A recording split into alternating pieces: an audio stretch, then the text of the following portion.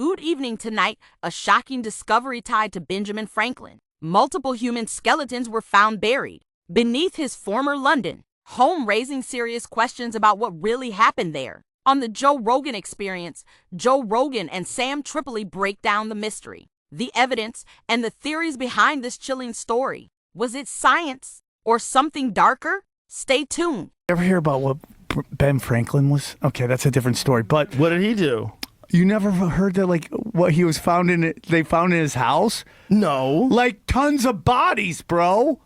What? Ben Franklin, they found tons of bodies in his... Ben Franklin was a serial killer? No, he was like doing some weird shit, dude. Bodies. Like stuff. experimenting with bodies? Yeah. Is this real? Everything I say. Was Ben Franklin's basement filled with skeletons? Repairs on Franklin's old London house turned up 1,200 pieces of bone from at least 15 people.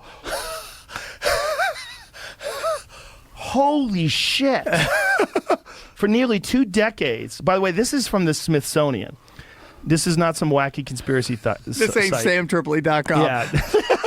For nearly 2 decades leading up to the signing of the Declaration of Independence, Benjamin Franklin lived in London in a house on 36 Craven Street. In 1776, Franklin left his English home to come back to America. More than 200 years later, 15 bodies were found in the basement, buried in a secret windowless room beneath the garden. In 1998, conservationists were doing repairs on 36 Craven, looking to turn Franklin's old haunt into a museum. From a 1 meter wide, 1 meter deep pit, over 1,200 pieces of bone were retrieved. Remnants of more than a dozen bodies, said Benjamin Franklin's house. 6 were children. Forensic investigation showed that the bones dated to Franklin's day. Holy shit. The most plausible explanation is not mass murder, but an anatomy school run by Benjamin's young friend and protege, William Hewson. Oh, just an anatomy school. Yeah, and we're just going to bury them downstairs. Okay, anatomy was still in its infancy, but the day's social and ethical mores frowned upon it. A steady supply of human bodies was hard to come by legally. So Hewson, Hunter, and Field's other pioneers had to turn to grave robbing, either paying professional resurrection men to procure cadavers or digging them up themselves to get their hands on specimens. Researchers think 36 Craven was an irresistible spot for Houston to establish his own anatomy lab. The tenant was a trusted friend, and the landlady was his mother-in-law, and he was flanked by convenient sources for corpses. Bodies could be smuggled from graveyards and delivered to the wharf at one end of the street or snatched from the gallows at the other end. When he was done with them, Houston simply buried whatever was left of the bodies in the basement rather than sneak them out for disposal elsewhere and risk getting caught and prosecuted for dissection and grave robbing. Franklin was probably aware of the illegal studies going on in his building, says the Benjamin Franklin house, but it's doubtful that he was involved himself. Still, we can't imagine that, curious man that he was, he didn't sneak down and check out the proceedings at least once or twice.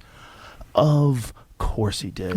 Could you imagine if you're my friend and we live together and I say, Sam, what are you up to? You're like, bro, we got to find out how people work, and there's only one way to do it. We got to look at bodies. Whoa, how are you going to do that? We got to find a place where we can fucking legally or secretly look at bodies. Well, I got a basement. Okay, so what do we do with the bodies? Well, fucking bury them, bro. But back then, when they were studying medicine, isn't that what they did? Like, all those people that like studied anatomy back then, how did they, if it was illegal to study anatomy, if it was illegal to study bodies, how else would they find out how anatomy worked? That seems weird, but who knows? They had weird laws back then, but... It does seem weird, but it makes sense, right? Because if they had never studied anatomy before, and then all of a sudden it came along and like, well, we got to fuck up your grandpa. Right. We got to carve grandpa up like a turkey to find out what makes people tick. You know? So weird note to add in another article about this. Oh, boy. It's just Franklin's history as a Mason was one of the historian's initial points of inquiry. Though shrouded in secrecy, Masonic rituals have dark, known undercurrents which have at times gone horribly wrong. For example, in a 2004 initiation ceremony, a new member was accidentally shot by a member who meant to fire an empty gun but instead fired a loaded one. So Yeah. they fake shot at each other. Yeah.